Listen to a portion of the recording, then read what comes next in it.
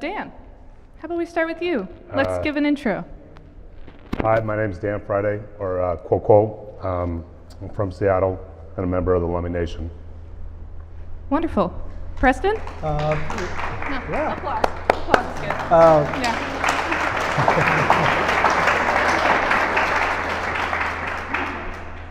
My name is Preston Singletary, Seattle resident and Tlingit tribal member.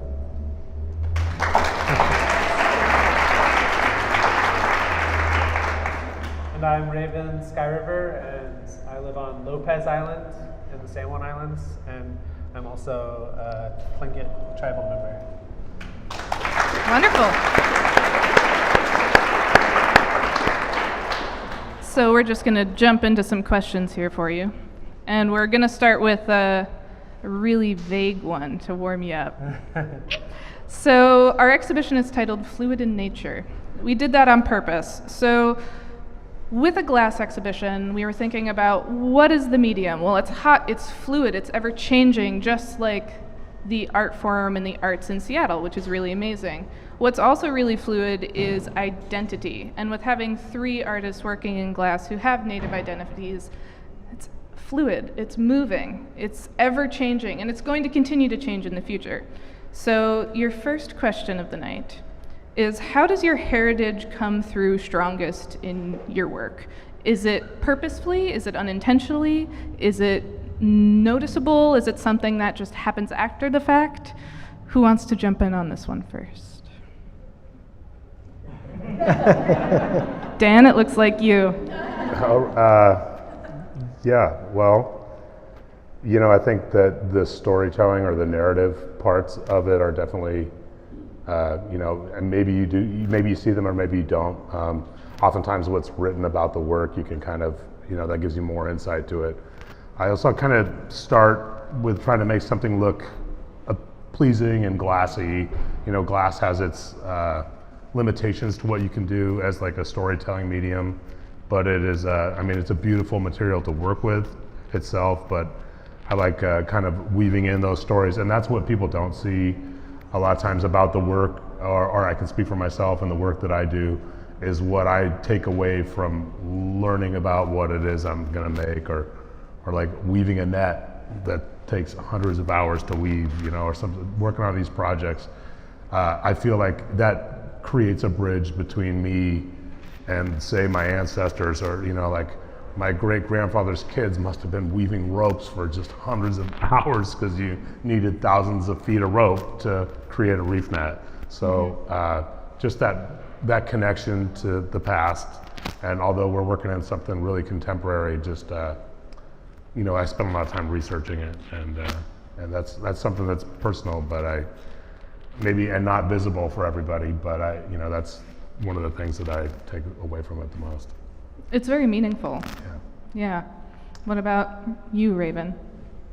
For me, I think a lot of my work has to do with the native species and of the Pacific Northwest, and I think similar to Dan, like I spend a lot of time researching those species and just their cultural significance to the people of this area and all up and down the coast. And so maybe it's not completely evident in the work itself, looking at it saying, oh, that's, you know, this is native artwork, but I am native and it is my artwork. So, you know, the salmon and those things like the frog are things that have great cultural significance, and just this, you know, the salmon in particular is this thing that is the lifeblood of the people. And so to try to portray that in a realistic sense is something that, you know, I really vibe on in a deep way, and it really brings me closer to my past, and so those things are what I try to portray, and I hope shines through in the work. So yeah. It does. Your connection to the natural world is so clear in the way that you also amazingly make all of your work fluid. It looks like it's in motion. It looks like it could be out on a rock or in the water. You're putting yourself and your work in that natural space. I think that comes through. Maybe it's just me. I don't know. Thank you. What do you guys think? Yeah? Yeah. Okay. Preston! So I mean, I always like to say that glass has a defining historical connection to native culture, and that came through trade beads. And that was quickly adopted or adapted to clothing, ornamentation, necklaces, things like that, that were a significant thing to the native people. I mean, you think about Staten Island was traded for what? A handful of trade beads or whatever. And so now that we have access to the material, you have to think that it's only been 50 years plus that average people have connection to the material of glass. Now that native people are grabbing onto the material and using it, glass is transforming from a liquid to solid. And so it has the ability to kind of transform the culture. It can be looked at in that way. And so there's, when people look at any of our work, they'll say, oh, well, you never had glass, in the beginning, but nobody did. Nobody had access to it. It was a marriage of art and industry. And the people that were educated as designers, they could work with the material. Now we're artists that we're working with this material, and we can take it and we can shape it and create the symbols and the codes of our culture, of the land. Those are transformative, and it has the ability to to grow. And I think that's what we're attempting to do, the three of us, and there are others too that are, it's being picked up by other native artists, and it's exciting to see what's happening. Absolutely helping this, everything, all of it. It's growing, all because of the three of you. So that's really amazing. Yeah, you can applause for that. That actually dovetails really nicely into my next question, so thank you. What insights did the three of you have into being contemporary Indigenous artists in the art world in Seattle? Are there any bits of information that you would like to share with us about being a native in this art world? Raven? Well, I think so much of glass is really based around community, because it's a teamwork-oriented thing. And when you think of community, you think of tribe, you think of your people, and I think that really is synonymous with glass, and it's also synonymous with the people that we hold in our community who we care for. So I think in that way, those two things kind of coincide at this point.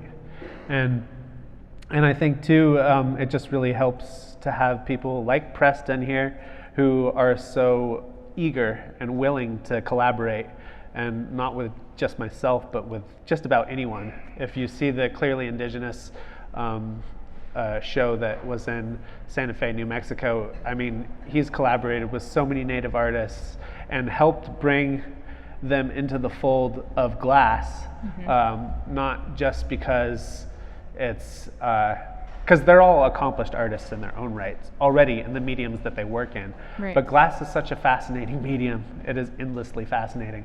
And so to have someone like Preston just willing to collaborate, it really opens a lot of doors. And so I want to thank you for that, Preston, because I've really enjoyed working with you. But I think that maybe I'm meandering a little bit, but that is kind of the idea of community and family, Right. is being open and welcoming and bringing people in. Mm-hmm. Yeah.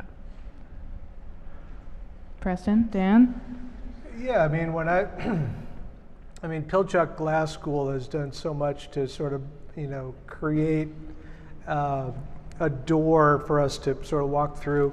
And the thing is, when I started blowing glass in 1982, and in 1984 I went to Pilchuck for the first time. And when I was there, I met two glass blowers, Tony Hohola, Larry Avicana, two native people that were there. And I don't know if that's what sort of like, I thought that was just, just by happenstance that they were there, and they had been working with glass, and I saw what they were doing, and I connected with them, and it was really cool to be there when they were there. And so subsequent, sessions I've been up there, there were not native people. I mean, there are more and more these days, but so that's what kind of put the seed in my head to try to do to endeavor to do this. And Pilchuck is where I found myself as an artist, and I think we all can agree that that was a place that really brings people together. The teamwork, yes. We put a totem pole up to represent the founders of the Pilchuck Glass School in 2001, and it was the 30th anniversary of the school, and we illustrated that in a totem pole. And we had some elders come down from Klukwan, Alaska, Haines, Alaska, and and it was amazing, because for me it was like a rite of passage, but because having the Tlingit carvers there, making this totem pole a significant storytelling pole about the school, it was like something that was an amazing experience. And the elders that came to help us with the installation ceremony and the process, it was all natural to them. It's like, this is a family, this is a community, these people, everybody's working together, taking care of each other, and Pilchuck is amazing that way, and we all agree, and it was something that was, it resonated with me, and I had this amazing, experience of deja vu when I was there, when they were singing some songs out in the courtyard after dinner. There's slides, and then just singing songs. And I walked out, and I was like, okay, this is where I'm supposed to be. This is my I'm doing my life's work. This is what I should be doing. Absolutely. Did I answer the question? Sure. Yeah. Yeah. I forget what the question was. Yeah. That's what I was going to do, was kind of sum up the question again. Like, I think it's being an artist in Seattle, native artist, kind of in this time. And yeah, being a contemporary indigenous artist in the Yeah. Seattle art scene. Well, and to be like what Preston just said is just being in that moment right now. I knew right away when I walked into a glass shop that I was going to drop all the things I was doing: mechanic, tow truck, selling dope, being a hood rat. I was decided to just kind of. I knew right away that it was. I was going to spend a lot of time doing it. And when you talk about that moment in time, I mean, to what he said to the question before too. I mean, the studio art glass movement, which I don't know, has its own history, which is part of our story now, and how independent artists work with the material as opposed to designers through a huge glass conglomerate. It's kind of a one-to-one person. You have a personal relationship with glass as an artist now, which you didn't have, and that's largely because of the American studio art glass movement. And again, I'm just kind of by proxy of growing up in Seattle. The glass around here, the Northwest is still heavily influenced with native people. You can go see canoe races, you can go to these villages. If you've been to the East Coast, you can read the names of all the streets and nobody can really pronounce it for sure, and there was an Indian person here once. Well, there's still Indian people here. And I think that being in a place at a time not to compare us to the Renaissance or anything, but it was a place and a time.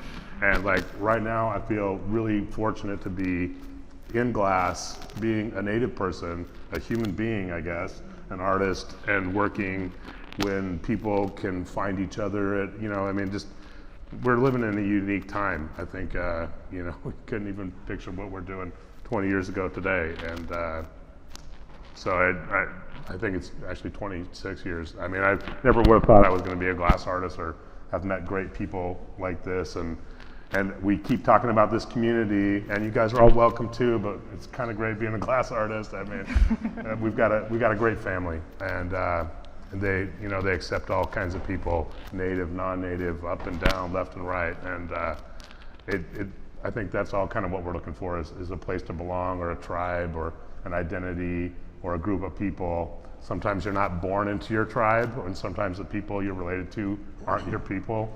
That doesn't mean you can't find them out there. And I feel like a lot of glass people in this moment are really fortunate to be here. Hear, hear.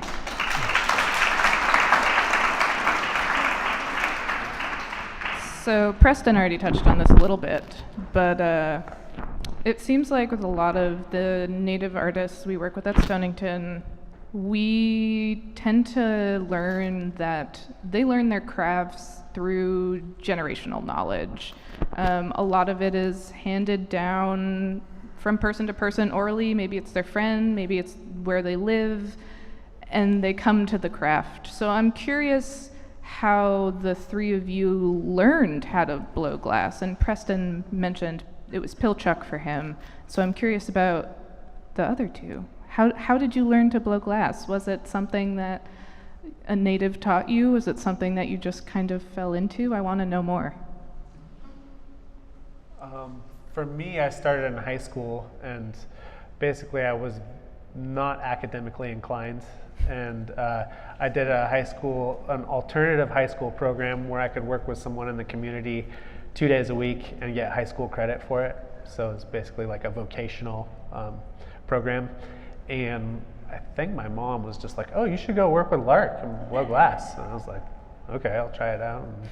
And so I went to my friends Lark and Corey's house and on the north end of the island, and they have a glass studio. And we first few days we were trying to build a furnace, and so I was helping with that. And then once we lit the furnace and started blowing glass, I was like, "Oh, whoa, what is this?" And that, the cliche is the rest was history. I was just completely hooked. It's such a addictive medium and very expensive. And so it's been something that, I've been chasing that dragon ever since. And you said that, people traditionally are handed down this knowledge. And that's something that holds true in the glass community. I think we don't, in this day and age, we don't necessarily, if our father's a cobbler, we don't necessarily make shoes. Right. That's culturally not where we're at. But that knowledge of blowing glass, it's a practice that is completely muscle memory. It's something that you have to do over and over and over, and you have to learn that before you can say anything. You have to learn that vocabulary, because you can't put a sentence together before you know the fundamentals of that language. So learning glass there's nothing better than apprenticing with a master or learning from these other people. So we all stand on the shoulders of our predecessors, and I cannot say how much I've learned from the people who taught me and brought me under their wing and showed me technique and showed me the magic of glass and the intrinsic beauty that's there and the passion. And so in that way it was really passed down, that knowledge from different masters who I've been fortunate enough to work with. And then also, not just masters, but also colleagues. We bring everyone in the room who's working collectively to make a piece. they all have their knowledge that they bring to the table and their skill set, and they all are working for one point, which is to get that piece into the box and make sure that it makes it there safely without falling on the ground and breaking. Yeah, I think that is so valuable to have that collective knowledge, and that's kind of my story of getting into it, and I think it's maybe similar with others because it's, again, teamwork. That's what it's about. Yeah, you'll hear us bring up the Pilchuck Glass School. You should visit if you haven't been. It's great. I mean, I started in a factory, so all kind of roads lead through this school. But you know, when I first saw it, I was like, I really liked that. Like you said, there's an old world sort of apprentice, and your ability to just kind of, I mean, you can't just figure this out, and you're kind of entering into something that has thousands of years of like maybe one person figuring out, oh, this is the way we do that, and then it becomes like an industry standard. And there's like this vocabulary of this language of glass, which is kind of at a pinnacle now in a lot of regards. It's a lot like being a musician. I can't speak to it because I'm not a musician. By the way, Preston is an amazing musician. I was going to say, Preston, Get a CD comment. at the door, the t-shirts in the back. I'm just playing.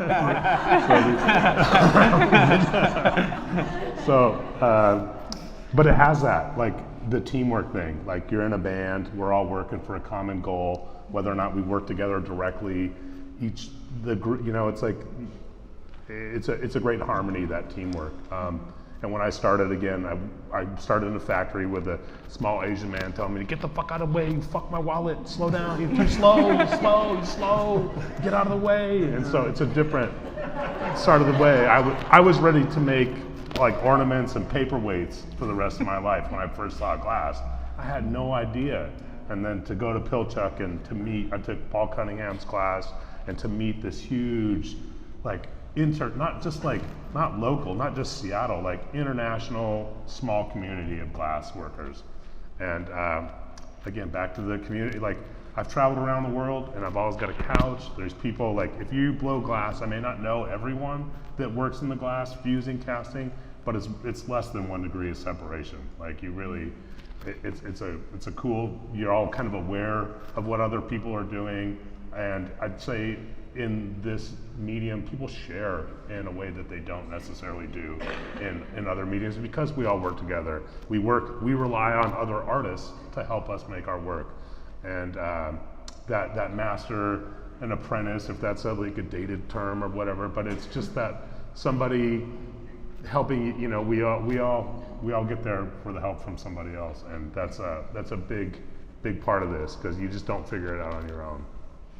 And I assume, because of all of your wonderful teamwork, that the three of you are also passing on your knowledge to new generations. I know, Raven, you have taught classes before. You've done demonstrations. Preston, I know you've certainly done that type of thing. Dan, I'm pretty sure you've done it too, maybe? Yeah, oh yeah. Yeah. So what do you find most rewarding out of working with and teaching people this medium? Hopefully it is rewarding. It is challenging. Yeah, maybe it's not rewarding. Maybe that was not the right question. I mean, well, glass is such a thing. It just keeps you honest. It's like it keeps you in the moment. It doesn't care where you're from.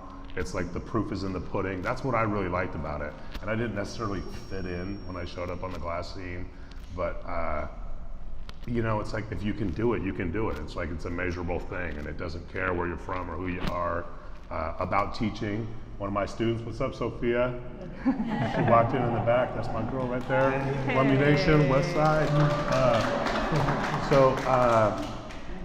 Yeah, teaching people, and I'm not like a natural teacher. I mean, I do it enough, but it's not like, that's just part of it. That's the paying it forward. That's how you get here. And you know, I've taught, there's programs, what's changed in my career, I mean, in the span of my career, is now you can go to a university, they have these big, there's programs accredited.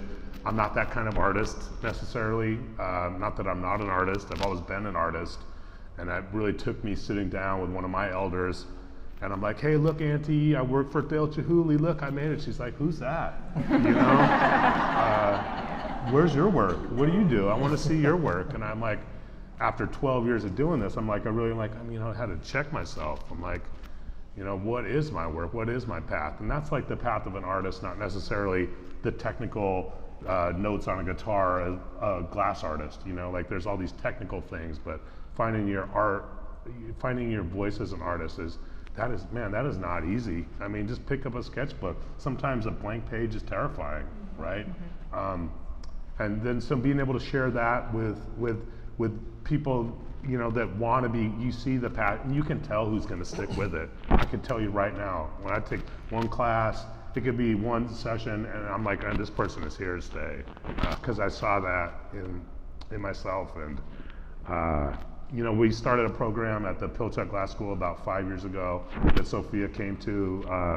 It's kind of like outreach. It was like the Lummi Youth Academy, and then the Lummi High School. Last year, or the second year, we did Northwest Indian College, and that's where Marcus, over here, other student, what's up, came in, and these guys, and this year we brought some students from the Evergreen Longhouse, and being able to, like Preston does, a great mentor to me, Preston, being able to share glass with people in a community that might not just, you know, like I just, by proxy of being in Seattle, a pretty affluent place, walking into a hot shop on a whim, kind of like becoming a glass artist. You know, so my passion project of late is not just teaching at the school is great, but also trying to bring glass out to where the people are too. So I bought a building up on Lummi, and I'm working on getting a fusing studio up there. And teaching is really important. I'm like, I'm not really a natural teacher, but it's important. So, soapbox.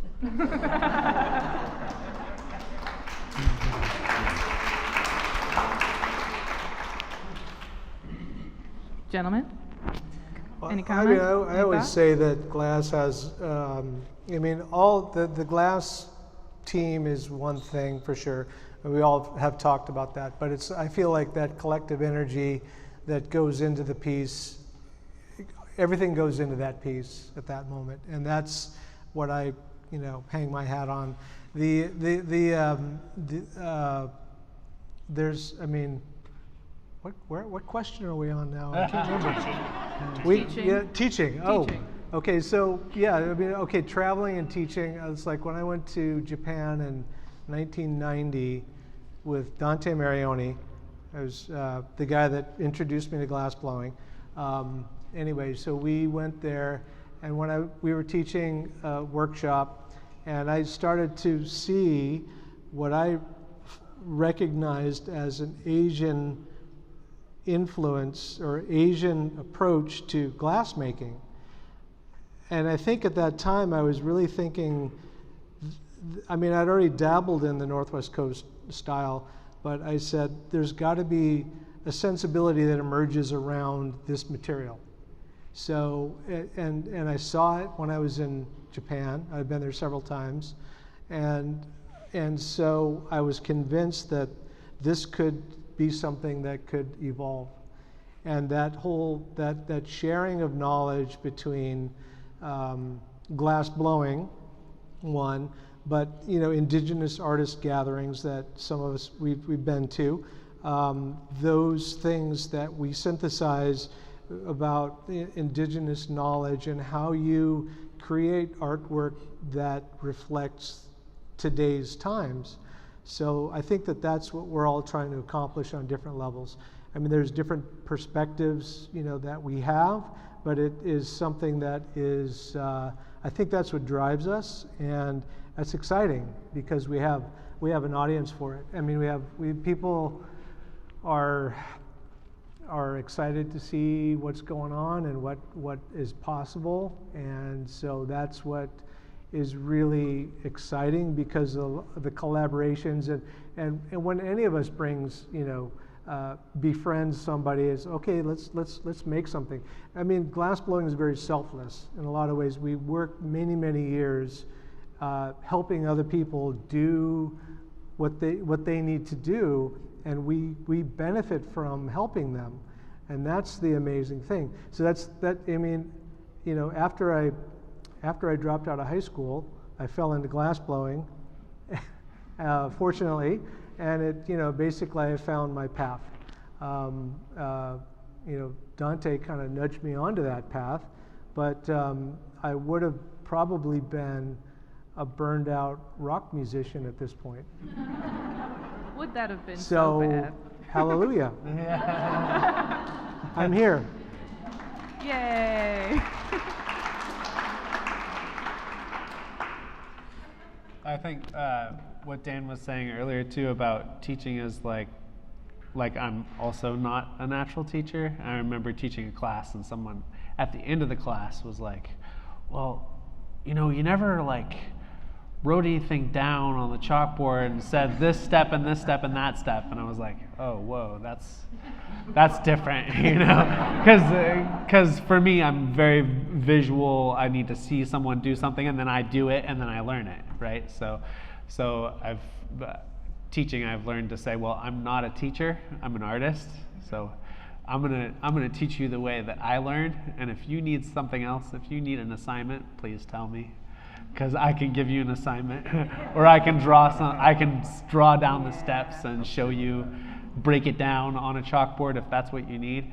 But yeah, teaching is definitely it's something that is super gratifying because we've been also gifted to learn from our predecessors, and the same thing Dan was saying is paying it forward. It feels so good to have that opportunity to pay it forward, and it's frustrating and it's hard, and there's a lot of people that don't get it.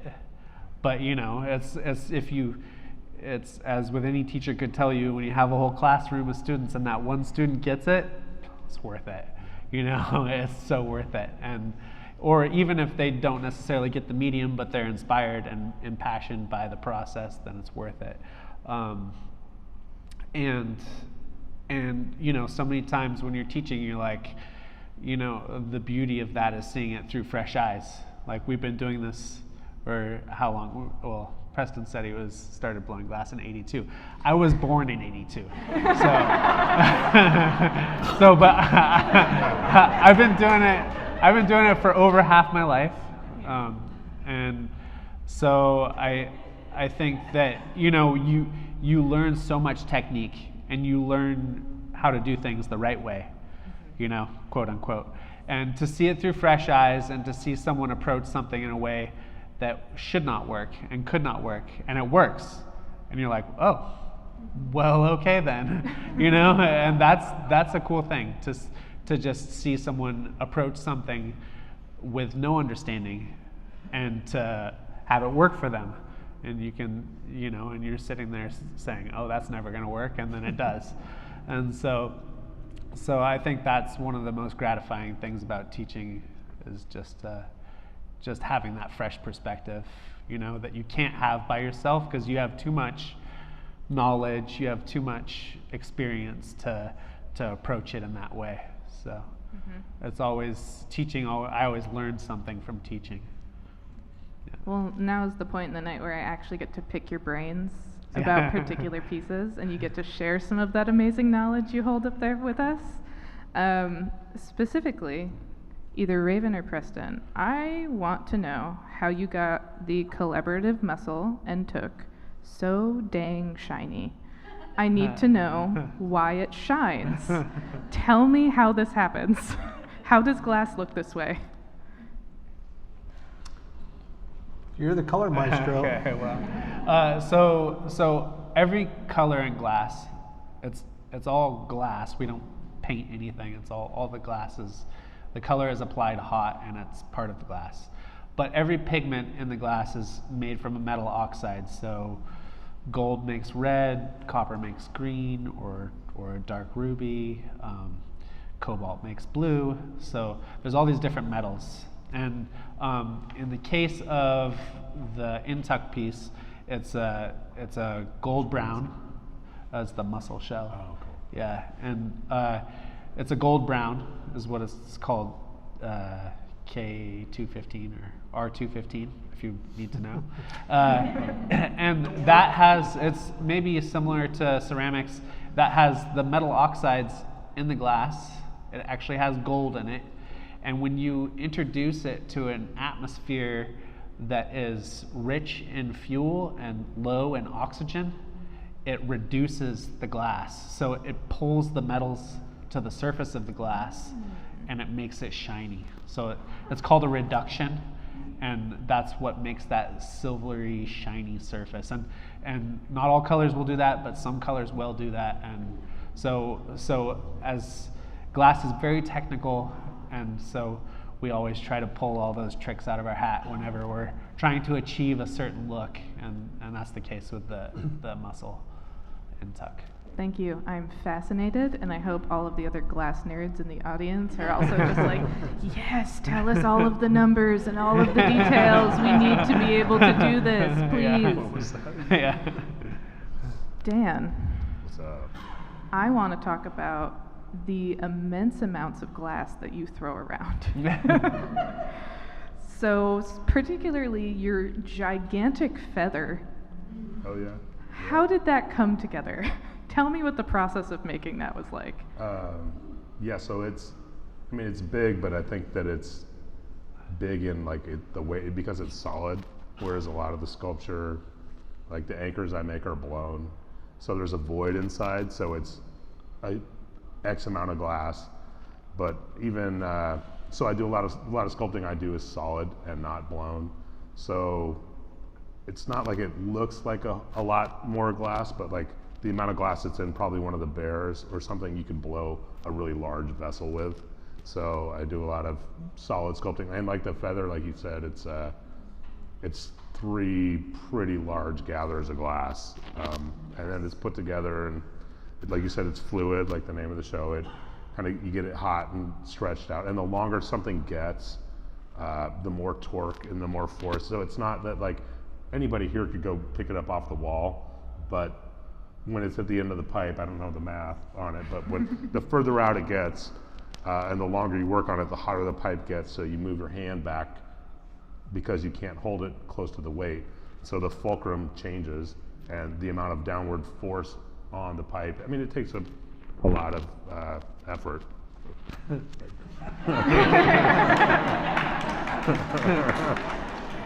Yeah. It's impressive. No, thank you. I know, I had to hang it on the wall. And Preston, all of the questions we get in the gallery are, how does he make those crazy sandblasted baskets? How does he put the form line on the glass? This is like magic. Do you have secrets to share with us? Oh, it's top secret. Dang it. Taking it to the No, grave. it's like I use a very thin vinyl tape. It wraps around, and then drawing the geometric design around the form. It's a stencil process, so it's like this vinyl tape that's cut out. Then I have this very, very thin vinyl tape that is slitted. It's very, very thin, and then I just basically put the lines around the piece, and I put a spiral on there, and then sandblast it in stages, removing certain layers of the tape, and then reblasting it. So sandblasting is the process that I employ, pretty much for everything, other than glass forming and all of that. So when I get the design work into the piece, this is what I do. I'll sandblast it, removing layers of the tape, and then it has this sort of perceived woven effect. And then the last thing that is remaining is the first geometric design that I put on there. And so you just have to imagine that the piece was always that first color, and then the color underneath. So I create layers of color. There's a color on the interior, a powder on the exterior, and then when you blast it away, it sort of becomes magic, like that. It's really magical, truly. Yeah, what just from an outside perspective, and like what Preston does, when he takes like a two-dimensional plane and kind of wraps it around a three-dimensional form, and like he's a pretty accomplished form line artist. I don't know if you can all go and look at like what form line is. You can recognize the shapes and the things, but how it's not just like it's not just a print or a panel. It's something that kind of like it follows the curve of the piece. I mean, they're just works of art. You know what I mean? They're just from somebody, you know, from the outside looking in. I just really admire those. You know, that's a skill that you don't. Not every form line artist is doing work like, you know what I mean? It's not like it would just translate right away. No, and it's a very difficult art form to do in 2 dimensions. And make it look good. Yeah. You know what I mean? Because you've seen that Yeah. stuff, you know. There's a sweatshirt that I've got. You're like, wow, that's a nice job, you know. But it's really, you know. He wouldn't say that. I'd say It's the power of tedium. yeah. It's I was gonna say, so many hours. Yeah. How long does it take to tape off a basket like Oh my God. How many, like, don't even wanna know hours, that. years, an eternity? Well, a basket might take anywhere from probably 8 to 12 hours, depending on the size. I mean, there's the glass blowing process. I've never broken it down. I mean, I think like, Just oh, the I should tape. You know. don't want to Just know. tape Yeah. I don't want to know. You don't want to know. It comes from a place, comes from a good place. You know, you make the form, and then it's like the larger it is, the more work it is. I mean, that's natural. But I don't even want to think about the hours that go into it. But I have a lot of help. I have people that help me in various stages of the prepping and the sandblasting, and that's how I'm able to be, prolific. So I'm in a place where I'm blessed to have, a team that works with me and knows exactly what I want to do, and they can often think 2 or 3 steps before me, and so that's why I'm blessed. I said that, right? Yeah. We're pretty grateful Yeah. you're blessed too, because Yeah. the amount of amazing works that the 3 of these guys have in our gallery right now is mind-blowing. It is mind-blowing to me that somebody within a year could make one of these pieces, let alone all of the amazing pieces in our exhibition. It is truly, you see the teamwork, you see the collaboration, you see the community coming together to make these beautiful things, all in the name of art. All right, so as the 3 of you know, and maybe some of you audience members know, this is the UN Year of Glass. So 2022 is the UN Year of Glass. That's pretty amazing, especially for glass blowing. So I want to take a look back at the 3 of your years. What did you guys do this year? Preston, I know you had an amazing exhibition at the Smithsonian. True. Let's talk about Yes. that. Yeah.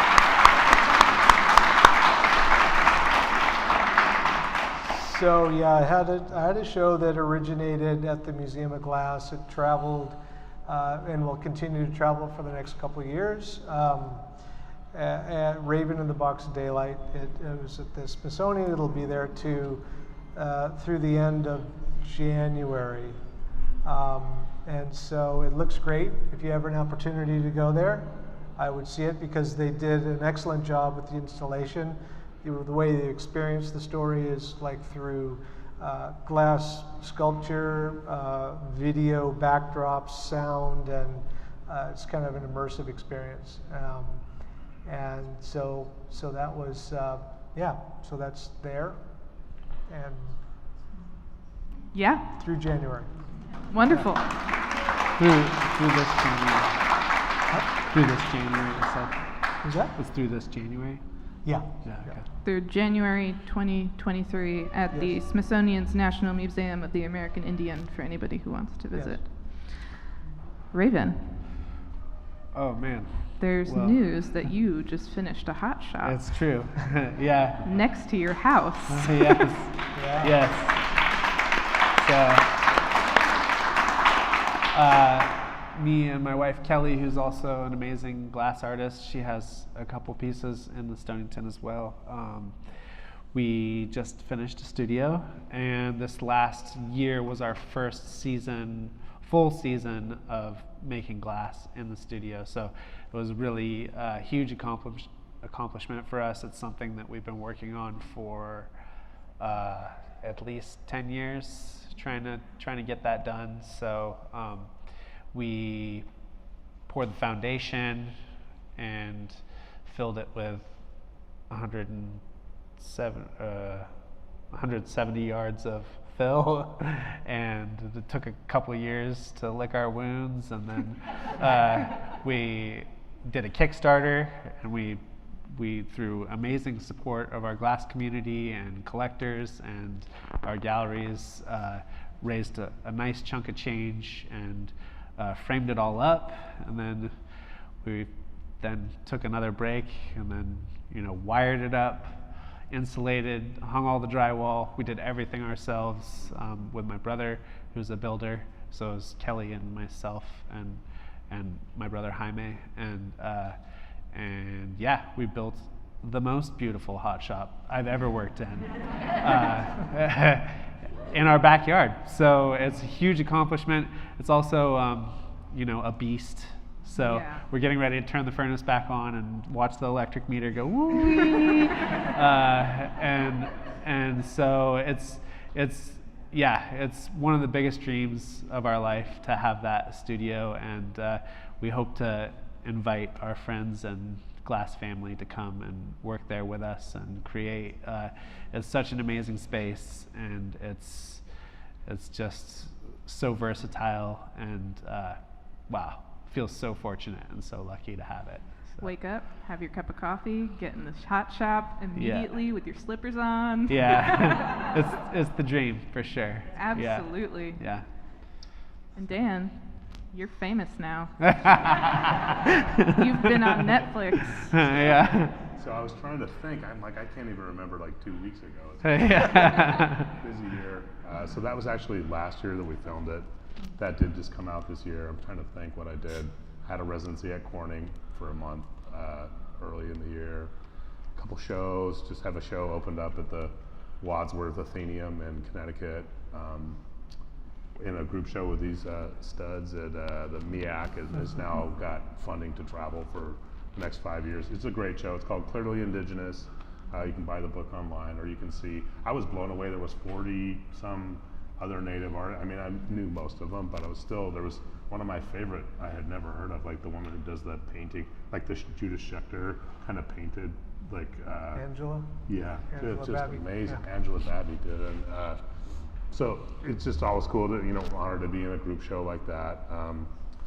Got shows coming up, and moving, trying to copy Raven and move out to the boonies and build a shop. And yeah, lots going on. Yeah, it's a busy week, particularly. It's 16-hour day, 3 of them in a row. So I'm just a little fried. The light's right in my eyes. I'm coming in, am I going? I don't even know. But yeah, it's been a good year. You're doing great. Thanks. So that leads me to my next question, which is, what about next year? What are you guys looking forward to next year? Events? Anything exciting as far as the way that glass is moving as an art form? Well, I think you brought up the year of glass, and just to, in the last question, just glass as to dork out on it. It's such a cool medium when you go to Corning and to see. I don't know even really what the UN Year of Glass means, but glass is important in so many other ways that isn't just artwork. Every light bulb, every screen, everything you do in your life. Fiber optic cable. Yeah, oh yeah, it's crazy. So if you ever get a chance to check that out. But I mean, as far as next year, I'm just trying to get through this week and this month and this move, and I've agreed to do some things, and I'm sure they'll send me an email before it happens. So Yeah. Play it by ear. See how it goes. Yeah. What about you two? What's coming up this year? For me, I think the things I really cherish is getting outside with family and being you know, in that space is always inspirational. I hope to go sailing on our little day sailor Hobie Cat some, and be outdoors with my kid and friends and family. Got a couple of things, like we were talking about teaching, which is always cool. Kelly and I are going to teach at the Penland School of Craft in 2023, which is the oldest craft school in America, and it's a beautiful spot, multidisciplinary school. Teaches fiber, photography, jewelry, ceramics, glass, wood, forging. It's an amazing place in North Carolina. So looking forward to that. Looking forward to connecting with friends. Like Dan was saying, you know, we have international community of family that we see every few years, maybe. So we have some friends coming from Denmark who will hopefully visit us, and yeah, just life is busy. So, but you know, also looking forward to all of those things leading into more inspiration in the hot shop, and you know, Preston and I have been talking about delving into new collaborative works and maybe other things that we haven't tried before. And so I'm excited about all those things. I'm also apprehensive. You know, as being an artist, it's a hell of a way to make a living. You know, it's kind of like when you start working, you're spending money, you're not making money, and then you put it out there and you hope someone loves it. You know, and so it's always, there's not a lot of like security in that, but Kelly and I have been doing it for 15 years, making our own living doing it, so it keeps working. You know, but it's challenging, and it's also exciting and fun. So looking forward to all those things and what life has to offer. Wonderful. Preston, what's on your calendar? Any concerts coming up? Yeah. Well, well, it's like, okay, my Raven show is going to be opening up at the Chrysler Museum in Norfolk, Virginia in March, so I have to go there for a residency and a reception. So that's kind of something to look forward to. Beyond that, I'm always pushing on all fronts, and my band is going to be releasing a new album. Ooh. And there's a full-length documentary feature that's going to be coming out about it. We're called Kuik, which means potlatch in the Tlingit language, spelled Khueex. And so we have a podcast that we're working on that's kind of like a listening party. So we're trying to it's going to be impossible to, make a living with my music, but I still have to do it. I'm still driven, because it's part of my, artistic expression. It's connected to the Native community. It's another way of being creative. So that's something that occupies an inordinate amount of brain space for me. Think about it all the time, and so that's just the fun stuff. And yeah, that's a little bit of what's going on. Wonderful. Preston stays busy. Yeah. I don't know if you've noticed, but he's yeah, everywhere. getting this scheduled was really fun. Yeah. Not getting any younger. Well, I have some fun, cheeky questions for you before we hand it over to the audience. So, one of our colleagues, one of my coworkers, was wondering, do you listen to music in the hot shop? And if you do, what music are you listening to? You should see Preston's wall of CDs. It's amazing. Yeah. Well, we talked about Corning a little bit. In the past, I think they're evolving, but in the past they've had a policy of no music in the hot shop, and it is like torture. So I think any hot shop you go into, you got to have music. Yeah. And it's usually something with a good tempo and something that, because the hot shop is all about timing. And so if you don't have a tempo and if you don't have that metronome to drive you along, it's like the longest flash ever. Like you just sit there like, what is going on? You have no point of reference, you know? So we always listen to music in the hot shop, always. And if it's not on, it's like something's wrong. So, you know, there's some debate about what's good and what's, you know, but it's always on, There's no matter always what. something. Yes, so it's all about personal preference beyond that, I guess. But Any go-tos? What pumps you up, guys? What are you listening to in the hot shop while you're working? African jazz, funk music, Parliament Funkadelic, Fela, Kuti, hip hop, rock. all of the above. Yeah. All of the above. Yeah. Yeah. There you go. Whatever genre. That's one of the things about being a glass artist. Like when you like compare it to being like a potter or like a painter or somebody who might disappear by themselves into your studio and kind of drink your tea at your leisure, and you don't have to argue about what goes on the radio. And it's not that it's an argument, but you become exposed to so much other music. So every year when I go to Pilchuck and check out what the kids are listening to, and it's like, and some of it I'm like, hey, you know, I don't even know what that means, but ooh, you know, we're moving, we're jamming, you know, and it's Some of it you're like, turn that off. Well, Not this again. You definitely pick up stuff. That's part of the sharing nature of the shop. Is like, what do you know? It's like you can't just listen to your own music. That's no way to be, right? Yeah. I mean, I No, guess but it- everyone should listen to my music. Yeah. You I heard was it like, here first. I'm the boss. I was like Okay. the music, you know, kind of control freak at Pilchuck for years, and Oh. I had my tapes, you know, I put my Oh, good. mix tapes, and I put on, and you know, Joey Kirkpatrick was like, can we compromise on this music? And I said, yeah, okay. And she goes, click. Like, But the segue, man, B-sides, dude. yeah, there's no fade out. Yeah. It's just click. Another fun, cheeky question for you. What's the piece that got away? Oh. This week, I mean, Yeah. Maybe it's that your dream piece broke just as you were putting it into the That's annealer. not a fun question. It's so not fun. I'm throwing my pen. Easy come, easy go. That's what I said. Yeah. Always make another one. No, I think glass is a great teacher. It lets you know, when Yeah. you're pushing too hard or when you're being disrespectful to the medium, it's gonna end up on the floor. Or if you're being a little too cavalier and not paying attention, it's all about timing. It's all about heat. And I mean, I think as you grow as an artist and the longer you have, the more years you have under your belt, the more technical capability you have, the attrition rate goes down.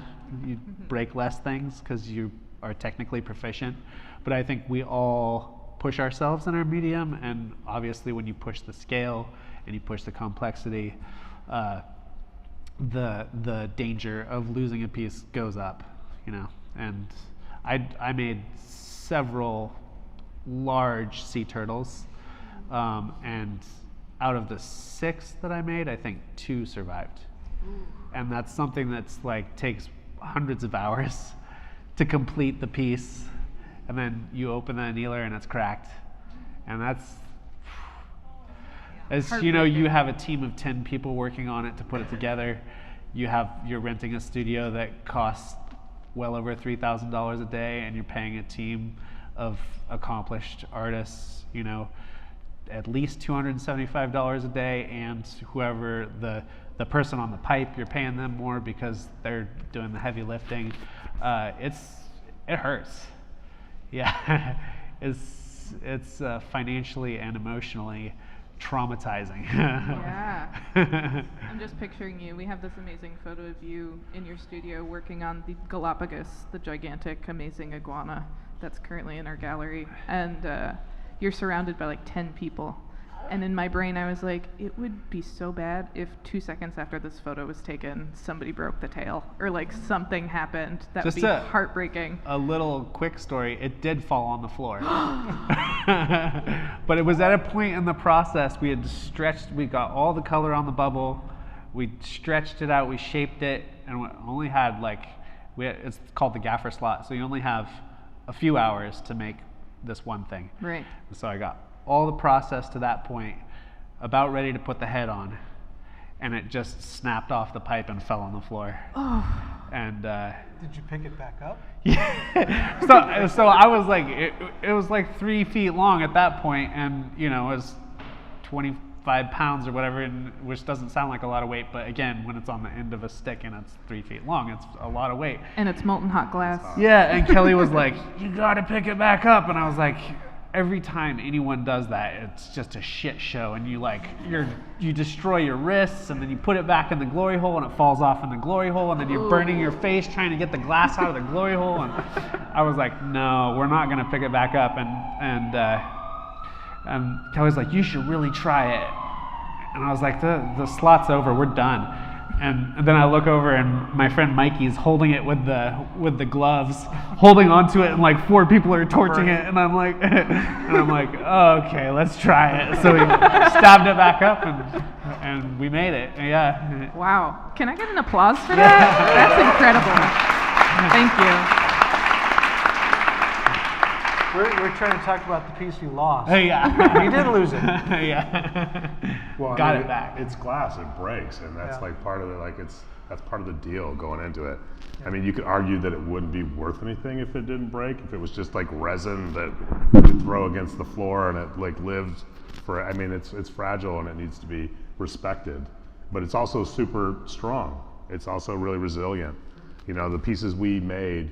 You know, part of my personal joy is kind of telling these co-sailor stories or stories of my great-grandfather or the other artists in my family in glass in this really permanent medium, you know, because it'll be around millennia. You know, these shards of glass, even if it's broken, will still be here. It's like a stone record of stone, and you know, it's just so cool to go to the Corning Museum and see the bust of Akhenaten that's like 3,600 years old. And you couldn't tell if it was made this year or 3,600 years ago. And it could break, it could be glued back together. But that's one of the magic things of the material is that it is like a punch in the gut, you know, after like hour 6, and you're like, the pipe breaks. Or when it's cold and like, high five guys, we got it in the box, and then it breaks in shipping.